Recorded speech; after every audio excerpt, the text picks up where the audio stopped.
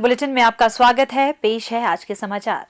मुख्यमंत्री श्री जयराम ठाकुर ने आज शिमला के पीटरहॉफ में बजट 2022-23 पर आयोजित वर्चुअल जनसंवाद कार्यक्रम को संबोधित करते हुए कहा कि इस वर्ष का बजट प्रदेश के समग्र एवं समावेशी विकास पर केंद्रित है और इसमें प्रदेश में कार्यान्वित की जा रही योजनाओं में आवश्यकता आधारित सुधार तथा अनेक योजनाओं के आकार में वृद्धि को भी ध्यान में रखा गया है।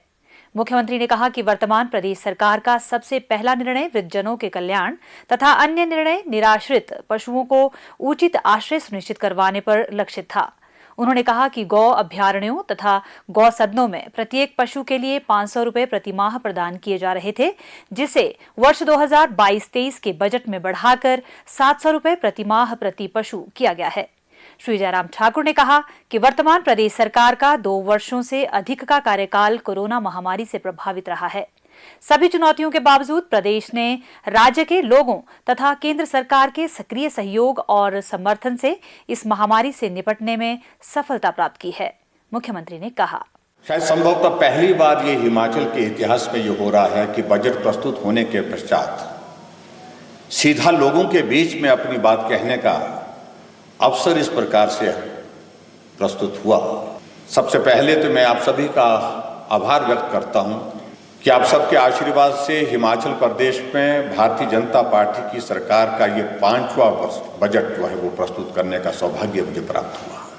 और इन 5 वर्ष बजट के लिए मुझे लगता है कि हमारी बात अधूरी रहेगी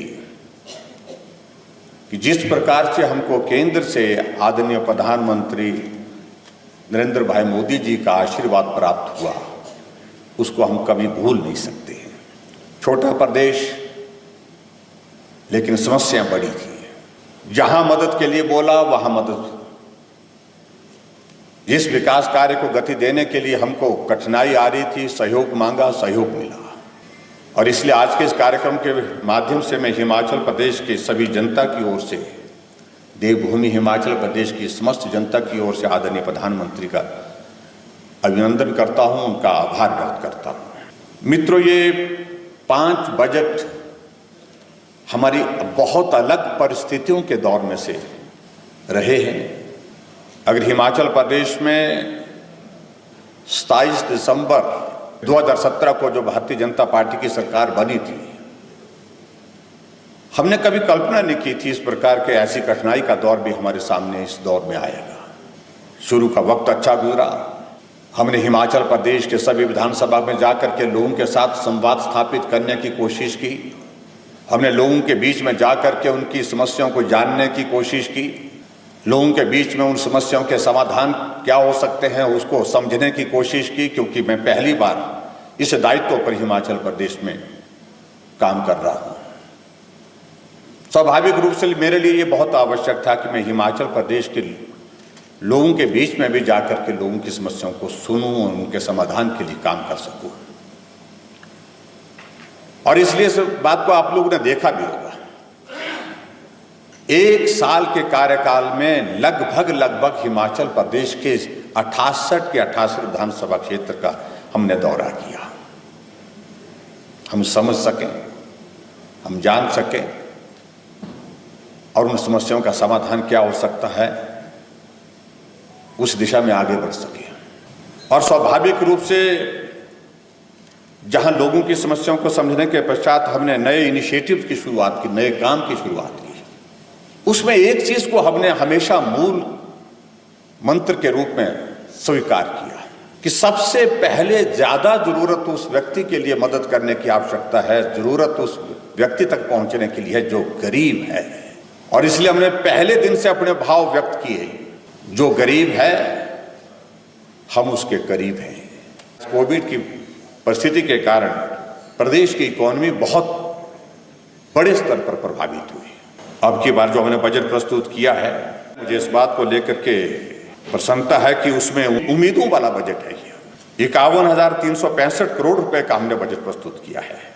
और मैं इस बात को लेकर के ये भी मैं कहना आपके बीच में चाहता हूं कि जो हमारा अनुमान है जो कि प्रदेश की अर्थव्यवस्था में आने वाले समय में 8.3% वृद्धि होगी, ऐसा अनुमान हमारा है।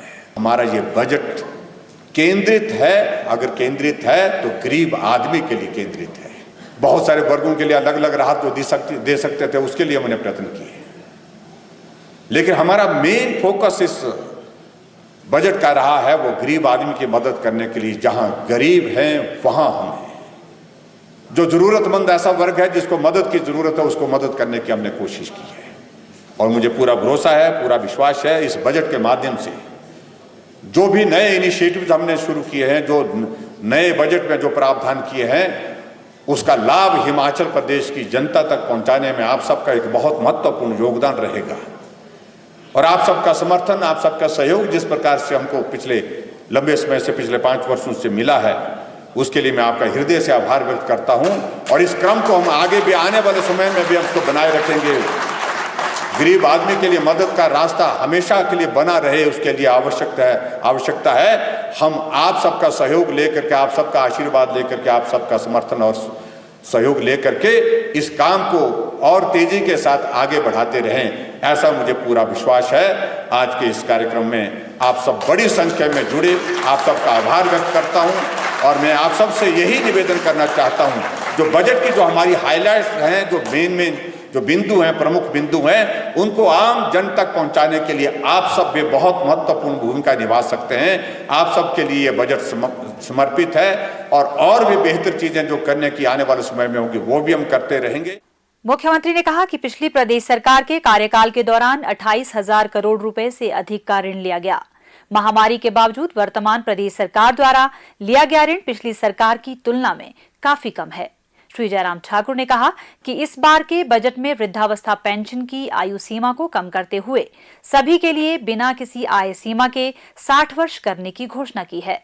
उन्होंने कहा कि सामाजिक सुरक्षा पेंशन के जो लाभार्थी वर्तमान में 850 रुपए प्रतिमाह की पेंशन प्राप्त कर रहे थे, उन्हें अब 1,000 रुपए प्रतिमाह की पेंशन प्राप्त करने वाले लाभार्थियों को 1,500 रुपए प्रतिमाह तथा 1,500 रुपए प्रतिमाह प्राप्त कर रहे पेंशनरों को 1,700 रुपए प्रतिमाह प्रदान किए जाएंगे। उन्होंने कहा कि 60 से 65 वर्ष आयु वर्ग की महिलाएं भी बिना किसी आय सीमा के वृद्धावस्था पेंशन के लिए पात्र होंगी। उन्होंने कहा कि अब 7,50,000 लाभार्थियों को वृद्धावस्था पेंशन योजना का लाभ मिलेगा तथा इस पर कुल 1,300 करोड़ रुपए व्यय किए जाएंगे। उन्होंने कहा कि यह प्रथम अवसर है जब अन्य बजट दस्तावेजों के साथ जेंडर बजट स्टेटमेंट भी प्रस्तुत की गई। मुख्यमंत्री ने कहा कि आंगनबाड़ी कार्यकर्ताओं, आंगनबाड़ी सहायिकाओं और आशा कार्यकर्ताओं के मासिक मानदेय में भारी बढ़ोतरी की गई है। सिलाई अध्यापिकाओं, मिड डे मील कार्यकर्ताओं, जलवाहक शिक्षा विभाग, जलरक्षक, बहुउद्देश्य कार्यकर्ताओं, पैराफिटर तथा पंप ऑपरेटरों के मानदेय में भी बढ़ोतरी की है। उन्होंने कहा कि आंगनवाड़ी कार्यकर्ताओं को प्रतिमाह 9,000 रुपए, मिनी आंगनवाड़ी कार्यकर्ताओं को 6,000 रुपए, आंगनवाड़ी सहायिकाओं को 4,600 रुपए, आशा कार्यकर्ताओं को 4,700 रुपए, सिलाई अध्यापिकाओं को 7,850 रुपए, मिड डे मील कार्यकर्ताओं को 3,400 रुपए, शिक्षा विभाग के जलवाहक को 3,800 रुपए, जल रक्षक को 4,400 रुपए, जल शक्ति विभाग के बहुउद्देश्य कार्यकर्ताओं को 3,800 रुपए तथा पैराफिटर व पंप ऑपरेटरों को 5,400 रुपए मानदेय प्रदान किया जाएगा। उन्होंने कहा कि दिहाड़ीदारों की दिहाड़ी 50 रुपए बढ़ाकर इसे 350 रुपए प्रतिदिन किया गया है। प्रत्येक आउटसोर्स कर्मचारी को भी न्यूनतम 10,500 रुपए प्रतिमाह प्रदान किए जाएंगे। इसके अतिरिक्त शहरी स्थानीय निकायों तथा पंचायती राज संस्थाओं के प्रतिनिधियों के मानदेय में भी बढ़ोतरी की गई है। श्री जयराम ठाकुर ने कहा कि मुख्यमंत्री गृहिणी सुविधा योजना तथा प्रधानमंत्री उज्ज्वला योजना के तहत एक अतिरिक्त निःशुल्क सिलेंडर प्रदान किया जाएगा, जिस पर 50 करोड़ रुपए की राशि व्यय की जाएगी। उन्होंने कहा कि मुख्यमंत्री हिमकेयर योजना के तहत अब पंजीकरण वर्ष भर किया जाएगा तथा इसका नवीनीकरण 3 वर्ष की अवधि के उपरांत होगा। उन्होंने कहा कि प्रदेश में पहले केवल 2 ऑक्सीजन संयंत्र थे, जबकि आज राज्य में 48 पीएसए ऑक्सीजन संयंत्र है। मुख्यमंत्री ने कहा कि प्रदेश सरकार ने 60 यूनिट तक बिजली की खपत पर जीरो बिलिंग करने का निर्णय लिया है, जिससे लगभग 4,50,000 उपभोक्ता लाभान्वित होंगे। उन्होंने कहा कि किफायती बिजली 1 रुपए प्रति यूनिट की उपदान दर पर उपलब्ध करवाई जाएगी, जिससे 61 से 125 यूनिट तक की खपत करने वाले 7 लाख से अधिक उपभोक्ताओं को लाभ मिलेगा। किसानों के लिए बिजली की दर 30 पैसे प्रति यूनिट होगी। मुख्यमंत्री श्री जयराम ठाकुर ने डेंटिस्ट डे के अवसर पर आज शिमला के ओक ओवर से मोबाइल डेंटल वैन को हरी झंडी दिखाकर रवाना किया। मुख्यमंत्री ने कहा कि 34,53,000 रुपए की लागत की यह डेंटल वैन पाठशालाओं तथा प्रदेश के दूरदराज क्षेत्रों में दंत चिकित्सा शिविरों का आयोजन करने में सहायक सिद्ध होगी। उन्होंने कहा कि यह डेंटल वैन दिव्यांगजनों को चिकित्सा प्रदान करने में भी सहायक सिद्ध होगी, जो चिकित्सा के लिए अस्पताल नहीं जा सकते। श्री जयराम ठाकुर ने कहा कि इस वैन में scalar, light cure, compressor section आदि से युक्त पूर्ण रूप से स्वचालित कुर्सी के साथ साथ एक्सरे सुविधा, जनरेटर, जल भंडारण टैंक, जन संबोधन सेवा, वातानुकूलन इत्यादि की सुविधा भी है। मोबाइल डेंटल वैन में दांत निकालने, फिलिंग, स्केलिंग, एक्सरे, रोग निदान व उपचार, दर्द निवारण की सुविधा प्रदान करने के साथ ही रोगियों को जागरूक एवं प्रोत्साहित भी किया जाएगा। मुख्यमंत्री ने कहा, समाज में अवेयरनेस की दृष्टि से आज की तारीख में भी हम अनुभव कर रहे हैं कि और ज़्यादा अवेयरनेस अभी तक जो है डेंटल हाइजीन के साथ साथ में हम दांत को अच्छी तरह से सुरक्षित लंबे समय तक रख सकते हैं, जीवन भर रख सकते हैं।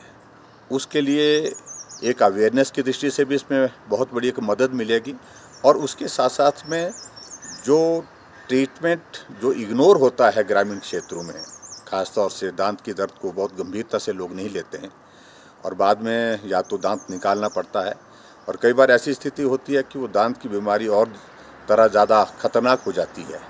तो ऐसी परिस्थिति में वो सारी चीज़ें ना हो और हम बेहतर ढंग से डेंटल के ट्रीटमेंट के लिए, दांत की ट्रीटमेंट के लिए जो है वो ग्रामीण क्षेत्रों में अवेयरनेस के साथ साथ में लोगों को ये सुविधा दे सके इलाज के लिए। ये सुविधा आज की तारीख में जो शुरू की जा रही है इसके लिए मैं बहुत बहुत बधाई देता हूँ और मैं समझता हूँ कि आज पहली बार ही शुरुआत हुई है हिमाचल प्रदेश में एक जगह से और आने वाले समय में हम कोशिश करेंगे कम से कम 10 जिलों में इस प्रकार की ये सुविधा हम उपलब्ध करा सकें। इस प्रकार की डेंटल क्लिनिक जो है, जो मोबाइल होगी, जो ग्रामीण क्षेत्रों में जाकर के लोगों को बहुत बड़ी एक सुविधा देगी। मुख्यमंत्री श्री जयराम ठाकुर ने आज जिला चंबा के दिव्यांग श्री सुनील पथिक द्वारा लिखित पुस्तक आशाओं भरा सफर का विमोचन किया। मुख्यमंत्री ने श्री सुनील पथिक के प्रयासों की सराहना करते हुए कहा कि विभिन्न चुनौतियों के बावजूद लेखक ने यह पुस्तक लिखी है जो दिव्यांगजनों के लिए प्रेरणा का स्रोत सिद्ध होगी। उन्होंने कहा कि श्री सुनील पथिक ने यह साबित किया है कि व्यक्ति समर्पण तथा प्रतिबद्धता के साथ सभी चुनौतियों पर विजय पा सकता है।